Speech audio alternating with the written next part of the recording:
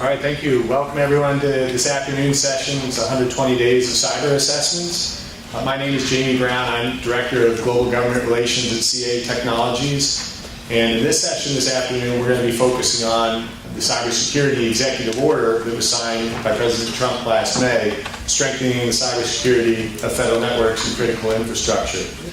We've got an excellent panel here this afternoon. Should be able to provide some strong and unique differing perspectives on the implementation, the management, and also the oversight of the executive order.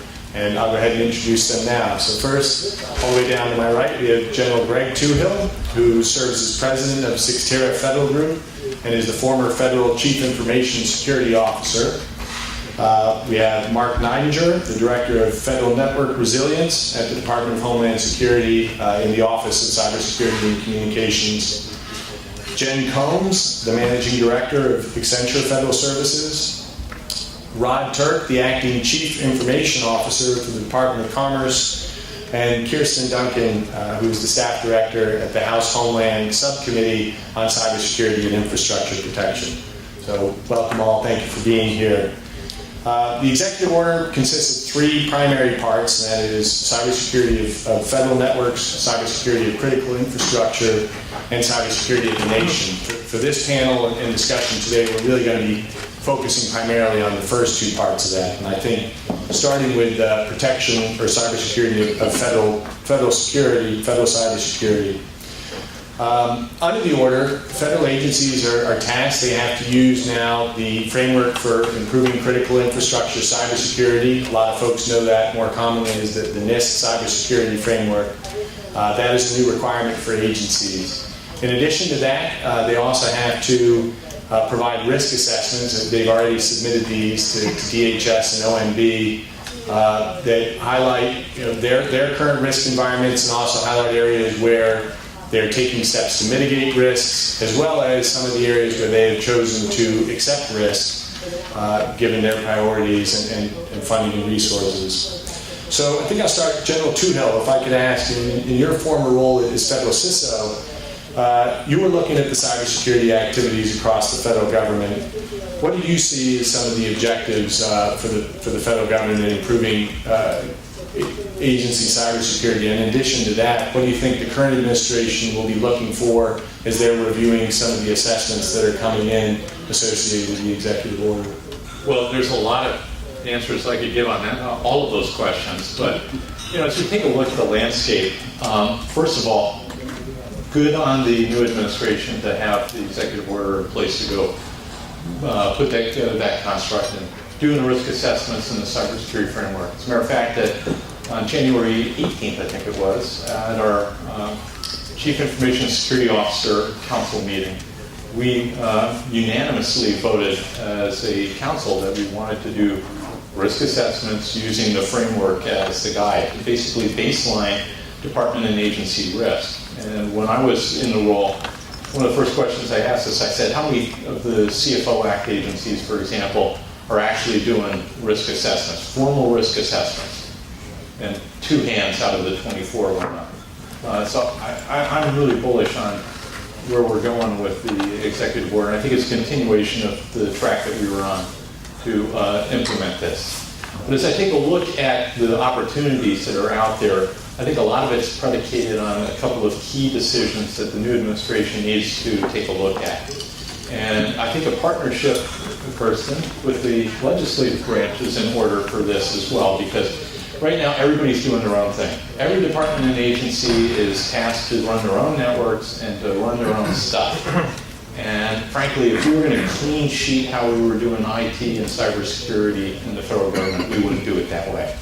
We would leverage more cloud, we would do more shared services, we would have more uniformity, and frankly, we don't have enough qualified people to man all the spots that are out there required to run individual entities. So I think that we need to take a look at the new organization structure and the new architecture, because today's federal architecture is driven by a 1980s org chart. It's everybody doing their own thing. I think we can produce results that are more effective, efficient, and secure with a better architecture it's more cloud-based and more shared service-based. Great, thanks. So Rod, you're obviously one of the agency CIOs who has to implement the order. How's this experience been? Given some general Two Hills insights there, what are some of the goals you have at Commerce in terms of looking to strengthen agency cybersecurity there? Well, I'd like to focus on one word, and that one word is risk. When you talk about risk, what you're really behind that word, what you're really saying is that you're going to assess the risk, obviously. But then when you assess that risk, that means you have to, number one, do something about it, or maybe not do something about it. What do I mean? So first of all, if you've got a high-risk issue, you want to be able to put the remediation in place, you want to put the controls in place, you want to do the things that you need to do to fix that. But however, there are low-risk activities that every agency just does. Those low-risk activities are activities that maybe can be left for assessment later, doing remediation on those things in low risk, and prioritize the risk, prioritize the high risk things first. And I think that's an important piece to that. I also think that we are in a tipping point in the IT world. I think that we are in a world where IT is looked more and more like a commodity.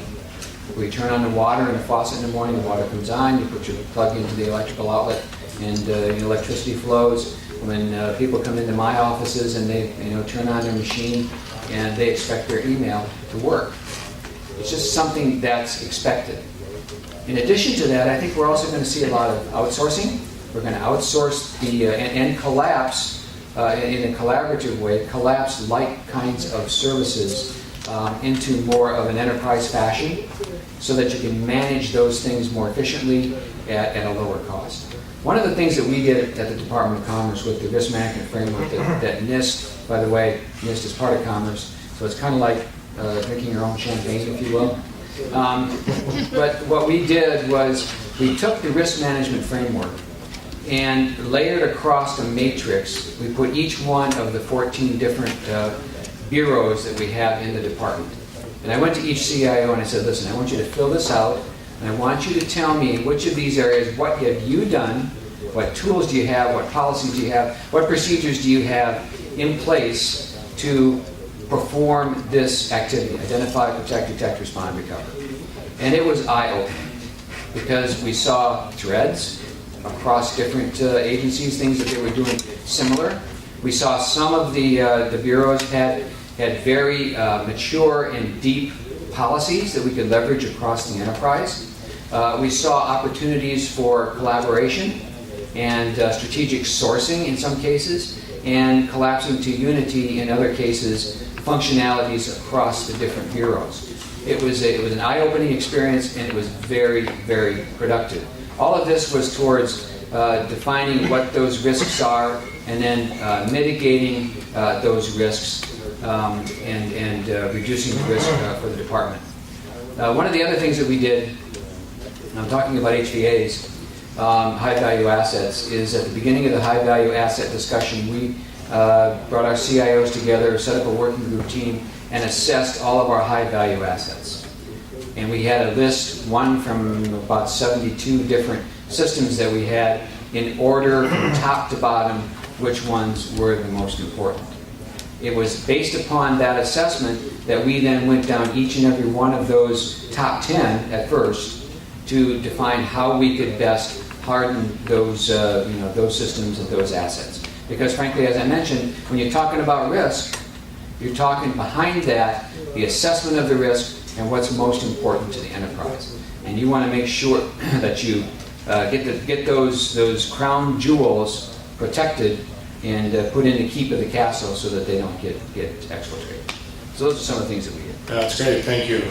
Jen, at Accenture, obviously in your role you work with a lot of federal agencies, helping them to improve cybersecurity, and I assume complying with a bunch of different requirements, of which now this executive order is a big one. What's been your experience working with some of the agencies here in implementation, and what are some of the opportunities and challenges that Accenture has seen or that you've heard otherwise? Yeah, I do see a bunch of different agencies. So within my role at Accenture Federal Services, I manage the people that support all of our security clients and our clients doing security work. So I have visibility into people from large to small departments.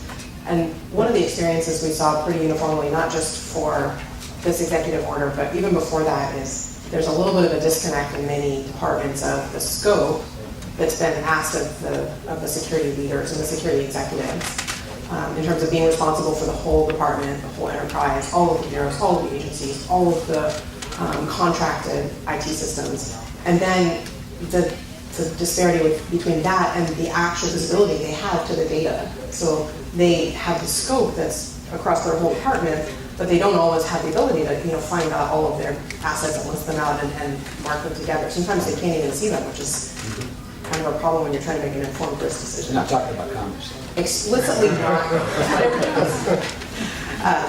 But I think one of the things I'm excited about the opportunity with the new executive order is to focus on IT modernization and shared services and a migration to things like cloud services, because if we, the security industry, can kind of hijack that moment of innovation to put the right security integrations in there, so that we're all moving to the cloud, moving to shared services in a way that integrates back to the enterprise security, that's a great opportunity, because then we'll have that visibility across the whole enterprise and our risk decisions will be much stronger. Great, thank you. So Mark, the second part of the executive order obviously focused on protecting critical infrastructure, and your office is playing a key role in implementation of this part, particularly I think the way that the federal government and the sector-specific agencies have to interact with the cybersecurity efforts of critical infrastructure, and also protecting a number of the high-value assets as well.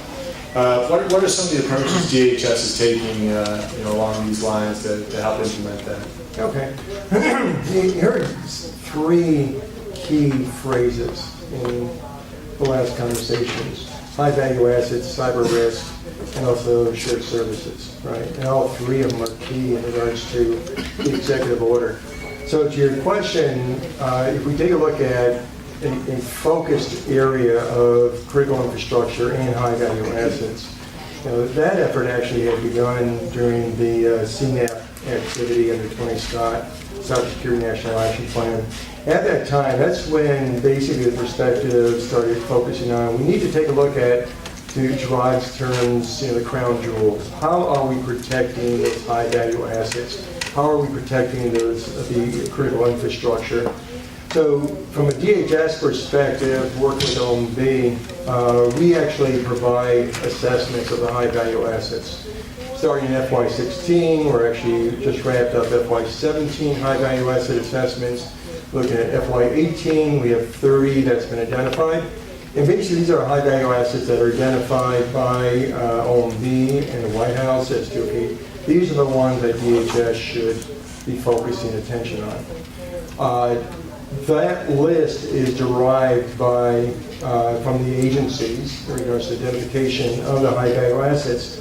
What pushed that along in regards to a critical area of focus initially was what we call BOD, or Binding Operational Directive 1601, where it basically said to the deputy secretaries, you have to take responsibility for these critical assets, for your critical infrastructure. So BOD 1601 really initiated the push for assessments to be done on the high value assets. Two assessments are usually conducted: an RVA, or a risk vulnerability assessment, and as well as a security architecture review. So that activity's been going on. FY18, we have 30 in the pipeline that we're going to be doing. So where does the EO come in regards to further support? Well, under the EO and under the federal work stream, there's two primary deliverables. There's the Cyber Risk Determination Plan, and there's also the IT Modernization Plan. And they both interlock from a perspective of cyber risk. So in relationship to the HVAs and critical infrastructure, key elements that the executive order is really stressing is, first of all, bring a stronger culture of cyber risk to the agencies, because cyber risk has to be owned beyond just the CIO and CISO. Actually, in some of the initial language within the IT modernization plan itself, it encourages agency leaders to bring a composite set of people together to help address their cyber risk. The CIO, the CISO, the acquisition professionals, legal, HR, because they all have a responsibility or a piece of the pie to be able to leverage or to be able to support the securing of that high-value asset. So bringing a changed culture of cyber risk into the agency is a key element of the executive order. The second area is also clearly delineating authorities. Who's really responsible for that high risk? In many agencies, it really is basically owned by the mission area. And as was stated, what are the four responsibilities and authorities that the CIOs have? Well, they do have responsibility, but do they actually have the authority to actually make a difference there? So understanding who has that authority and a clear line of authority so that the high-value assets and critical infrastructure are being addressed is another key element being brought about by the executive order. The third one looks at standards, and actually there are 5 different milestones just in the HBA area alone in regards to the IT modernization plan. The last one there deals with the standards and to the point of actually having a playbook together. How should you be addressing the critical infrastructure and high-value assets? In addition to that, the EO also looks at how can we better secure from a potential of leveraging shared services, migration to the cloud, and a strong emphasis in doing that with the realization of understanding the risks associated with it. So the EO addresses the shared service piece and emphasizes that. It also clearly emphasizes the cyber risk element as well as the HVAs. There's other elements within the EO, but high-value assets really jump out in regards to the key area that the administration is looking at securing, because as, again, going back to Ron's term, it really is the crown jewels of the government, the most critical applications that we have. Great, thank you. So Kirsten, clearly Congress has a key oversight role when it comes to implementation of the executive order and other activities that the agencies are doing, which we're hearing a lot about here to improve federal cybersecurity. What are some of the things that Chairman McCall and Chairman Ratcliffe you think will be looking for in terms of oversight of the executive order? And what are some of their other key priorities in terms of both federal network cybersecurity but also critical infrastructure protection? So I think since 2014, Congress has done a few things that have been pretty helpful to get this path moving with the update of FISMA in 2014, with the Cybersecurity Act in 2015.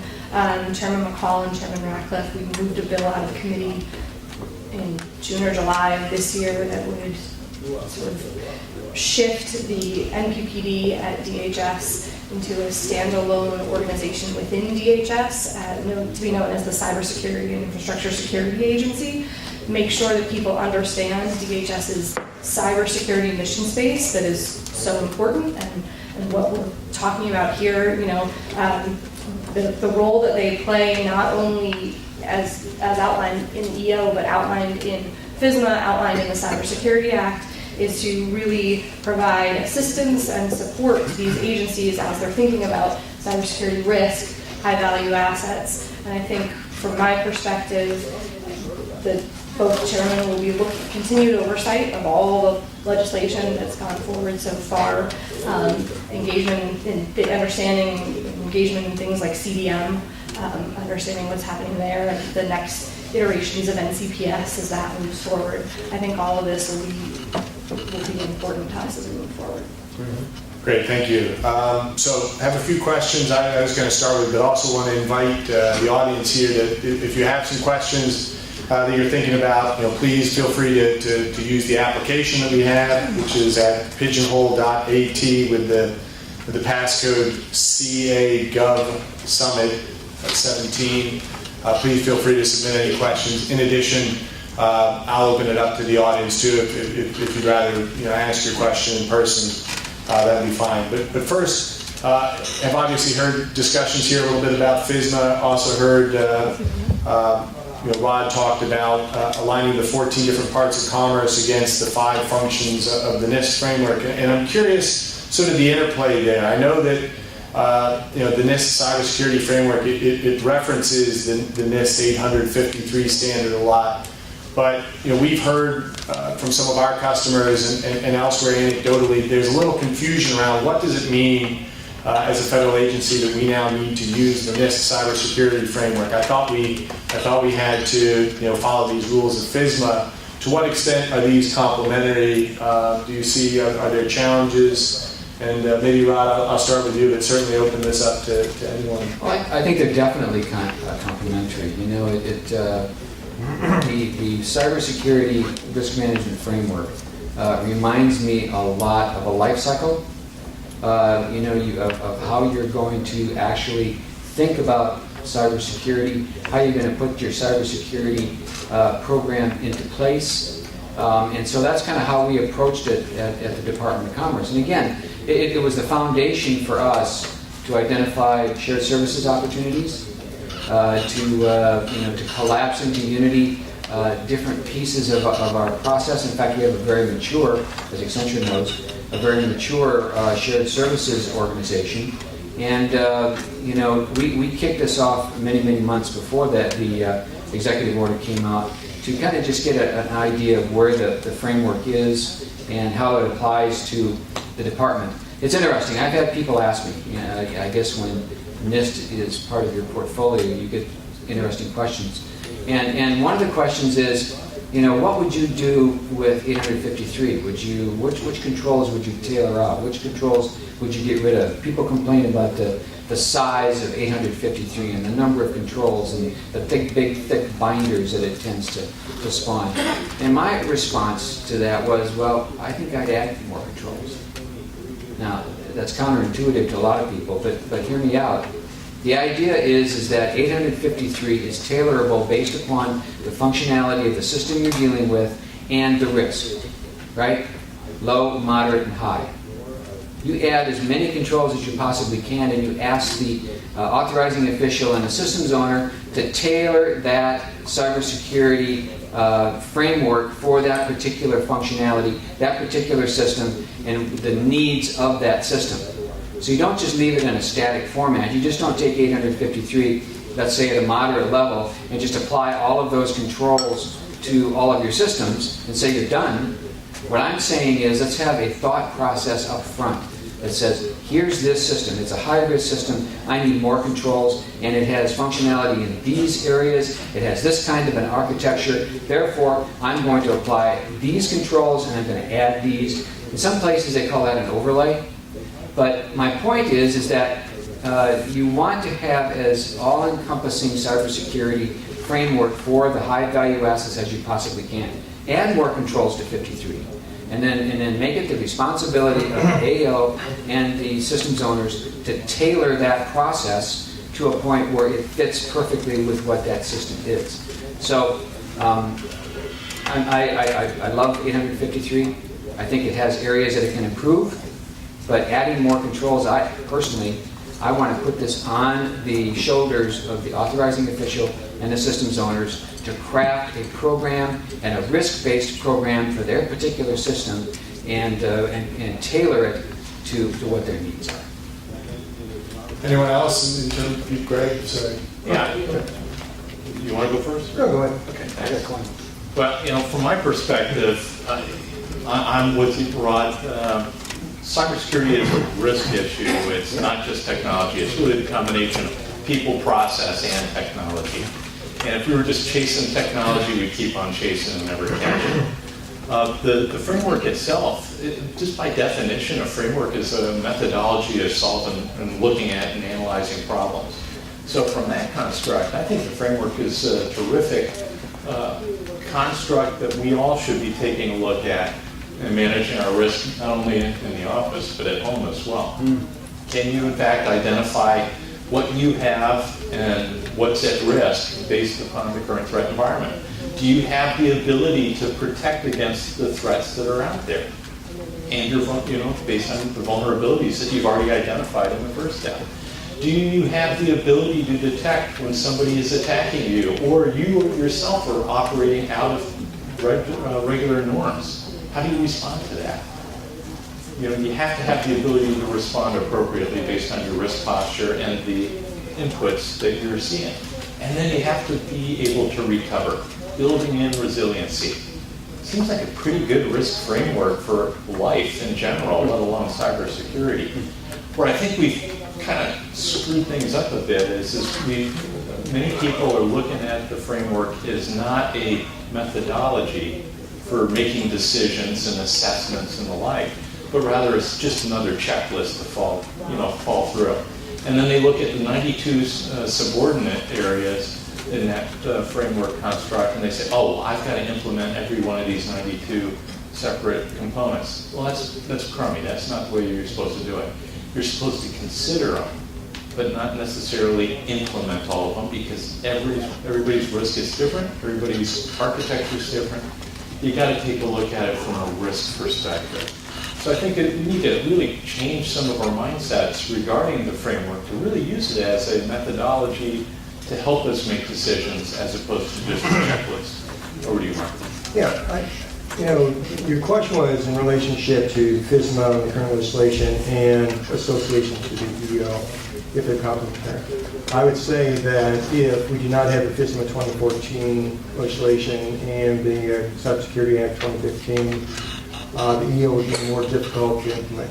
And the reason for that is FISMA 2014 has done a lot of things in regards to giving DHS the incentive in regards to further outreach to the agencies and working with the agencies to see how we can help them more successfully implement the programs, but more importantly, or as importantly, is providing under FISMA 2014 the binding operational directive authorities. Because what that did, I remember when we put our first BOD out, the BODs basically directed the deputy secretaries, you have the responsibility. We actually had deputy secretaries write to our deputy secretary thanking us for doing that because they were not aware of not only the focus in that case was in regards to the critical vulnerabilities, but also they were not aligned to their CIOs as often as they should be. This forced their hands and actually allowed a number of agencies that I've talked to the CIOs in, allowed the deputy now to give them the additional presence to be able to work with their federated agencies. So breaking that mold of it's only the CISO and CIO's role, and it is a responsibility of a broader role of folks to address cyber and cyber risk. FISMA 2014, I think, really helped put that forward. With CSA 2015, that put forward in regards to the enterprise, the enterprise tool capacity with CDM and NCPS across the board, across the agencies. Because if you look at the EO, it's talking about enterprise risk capacity. How do you address that? Well, with CSA 2015, it was addressing from the tools and the program capability. FISMA 2014, it took a look at from an enterprise responsibilities aspect. So I would submit that without those in play, moving forward with the EO would be more challenging. Now, what the EO does is reinforce and build upon that. So I think it's more than a compliment. I think it actually provided the foundation. Nick also? Yeah, please, Jen. One of the things I like about the cybersecurity framework is not just what it mandates, but also that it has really led to some much better conversations with non-security people. So when you're having a conversation with a business owner now, they're used to talking about FISMA, and most of them are now used to saying, well, we're going to implement controls as mandated by 853, which is good, and it's very good. But they don't always understand that 853 is not just about which IT controls you're building for security, but also about that whole life cycle. And so when you can put out the cybersecurity framework and say, well, that's great, how are you going to identify all these things? And they say, oh, I have no problem. But that's the first bit. And then, oh, protect, okay, great, I've built all my controls, so that's fine. But then you really get into the defend. What's your plan to defend? What technologies are you going to defend and respond and recover? And that is a whole new conversation that's been extremely eye-opening to people who are not in the security space. Thank you. Good, we're getting a bunch of questions coming in, and appreciate that. I think I'll ask, one of them. There was a lot of discussion earlier around shared services and the value there. And I think, there are questions around what are some of the, both the budget challenges associated with moving towards shared services, but also to what degree, how do you balance the efficiencies of shared services along with sort of the mission-specific opportunities that a specific agency might have? Could there be some challenges between that being a one-size-fits-all? And then also, should there be a focus earlier in the security and in development of applications whereby shared services might come in at a later stage? So I guess it's, how do you sort of view that balance in terms of security earlier in the application development, the security through shared services, and any kind of budget challenges there? Hi. Please. So, shared services. I think anytime you talk about shared services, I like to also enter into that discussion, the discussion about silos. Because in the IT world, silos are kind of a pejorative term, right? And at least it's used that way most of the time when I've heard it used. And I would submit that, maybe yes, maybe no. I mean, there are some silos I think you want to establish within your organization. For example, I don't think I want census doing fisheries kinds of things at NOAA. I don't want them doing temperature measurements on the sun at the census, those kinds of things. So having that silo within NOAA makes sense to me. But what we're looking at the Department of Commerce when it comes to shared services is doing those cross-cutting kinds of functions that pretty much every bureau does, but that can be collapsed into Unity. So let me give you some examples. We've had some significant successes in developing our Enterprise Security Operations Center. It's out in Fairmont, West Virginia, 24/7. We offer this service to all bureaus within the department, and every bureau provides feeds to that Security Operations Centers. We do have a couple of other Security Operations Centers that are kind of one-offs, and I will tell you that it's our goal to collapse those SOCs, especially at the smaller bureaus, into the enterprise SOC. That's one of those cross-cutting kinds of things that provide tremendous value, provides us reduced cost and greater capabilities. We're also doing this with our TICAP at NOAA. We've established a trusted internet connection access point at NOAA that we are going to leverage for the rest of the Department of Commerce as a shared service. CDM, I think, is also a wonderful example of a shared service because you're providing a capability across the enterprise. So we've had some very, very significant successes in those areas, and then we're going to continue to do that. We're continuing in our shared services organization to provide strategic sourcing. So I think from that perspective, we are going to collapse to Unity the contracting actions to hopefully then provide a lower cost with volume pricing for those kinds of activities. But there's an important point, I think, that needs to be made. A shared service, the ones that I've been involved with that are the most successful, is where the service already exists, and you bring in your customers, you demonstrate to them that the service is valuable, it's efficient, and it's going to save them money. And so it's kind of build it and they will come kind of deal. It's not what we're doing. For example, our Security Operations Center, we established it for a couple of our bureaus out in Fairmont, West Virginia, and it wasn't long before the rest of the bureaus were providing feeds because they saw the value. The smaller bureaus are seeing the value of moving their SOC to the enterprise SOC because they're going to be able to get a greater level of service 24/7, where most of them are 8 hours a day, 5 days a week. They're going to get a greater level of service, and it's going to cost them less. So the idea then is to have the service developed, have it there, and then bring in your shared service opportunities. And that gets around a lot of the questions that were posed here, because it's not like you're developing the service and then betting that they will come.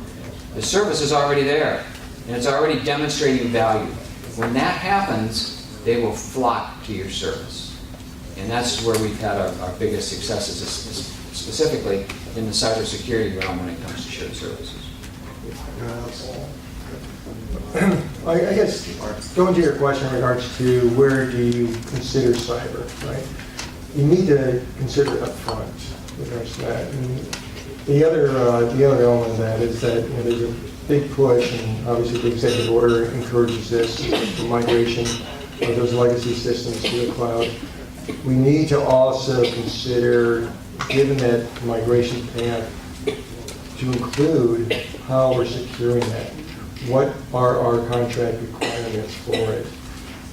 And be very clear as to the expectations, because the agency still maintains the risk. And asking the right questions and understanding the expectations of the cyber perspective, it really is it's being tied into all the different stages of that process. And I think in the EL, the way that it's promoting it, it will be promoted along that way as well, as opposed to just make it happen and then we'll worry about it later.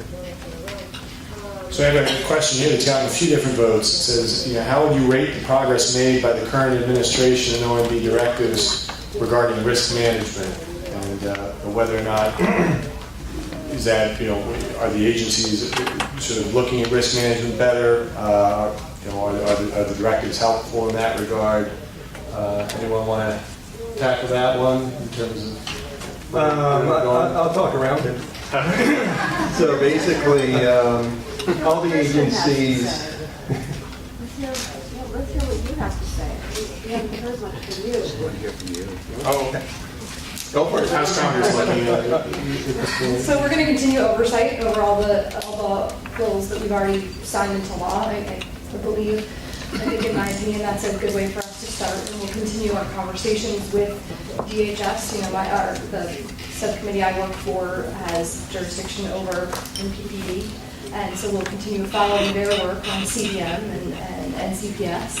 And I think that we'll be engaging with the administration as DHS is just working on the agencies gave them their risk assessments, and Right, that's where DHS it's and going with OMB that. have to go back to the agencies, and there's sort of a back and forth that I think has to happen, and we'll be wanting to see how that What goes do you forward. see as your biggest challenge going forward in doing that?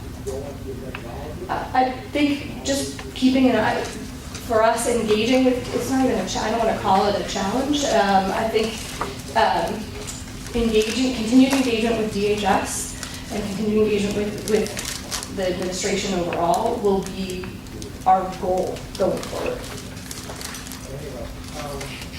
Yep, I just already found that. So to your question, all the agencies had to provide their perspective of where they are with cyber risk framework in the 5 functional areas. That was taken into consideration, that then drew into the cyber risk determination plan, which is deliverable within the EL. So as part of that, and as part of the intent of the cyber risk determination plan that will be eventually signed and then implemented, it will focus on those areas that have been identified as key elements of those 5 risk areas that most sourcing and focus needs to be. But they were collected. It was definitely the foundation of the plan and the trends that were identified within the determination plan that's going to move forward. Yeah.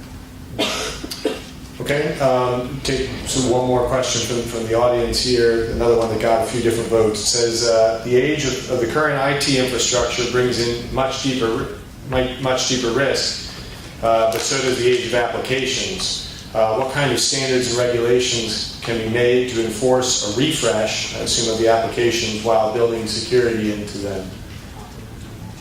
So the applications that the federal agencies are deploying, presumably also the ones that are citizen-facing and others. Any thoughts on them? I mean, just in general, it seems that really was the impetus behind IT modernization being part of these cyber right? So I certainly think there are probably specific standards that exist and that can be built upon, but even without existing standards, just moving to a more modern architecture where security is already baked into some of the infrastructure will help immensely. Then we can just focus on the application part of it. Great, thank you. Yeah, and I'll pile on to that. I'm not an accountant, nor do I want to be, nor do I play one on TV. I'm more of the engineer, wearing a red shirt. Frankly, we've got to adopt a little bit different approach to how we are handling IT in the future. And let's include as part of our planning and how we move forward with things using these newfangled terms like depreciation and recapitalization as part of our normal business processes. And as we take a look at, what's the lifespan of a system, we should be thinking ahead. Right now, a lot of folks are just trying to struggle to get an initial capability and then just build on top of it. And it's just like putting another coat of paint over something that you didn't particularly like to begin with. So as we take a look at the different systems that we have across departments and agencies, there are some that are elderly, but from a security standpoint, the bad guys don't know how to code on that either because it's so old. But security by obscurity is not a winning strategy. So I think that as part of what we do collectively and partnering between the executive and legislative branches is we need to start doing these newfangled things, bringing into the government what the private sector is already doing, and you plan for things to depreciate and age out, and you plan on recapitalization as part of your normal business rhythm. We haven't done that uniformly. We can do better. I think we're coming up to close to the end of the time. I wanted to ask one more question for us to sort of walk off the stage with, and that is, if you only had $1 more to spend, where would you spend it with regards to cybersecurity? And we're going to go down the line on this one, make sure everyone gets a bit included. Congress has the power to purse, right? So, go ahead, Jen, I'd spend it on training. Human element is our weakest link, and it's also our potentially strongest one. I'd spend it on the people and train better. Yeah, and actually the workforce. So it's the same thing, because we need to, as cyber incidents become more sophisticated and complex, we need to have the skill sets in place to be able to understand how to defend ourselves and how to respond. So that gets back to the quality and the type of folks we can bring in. So let's say spend it on that. Jen?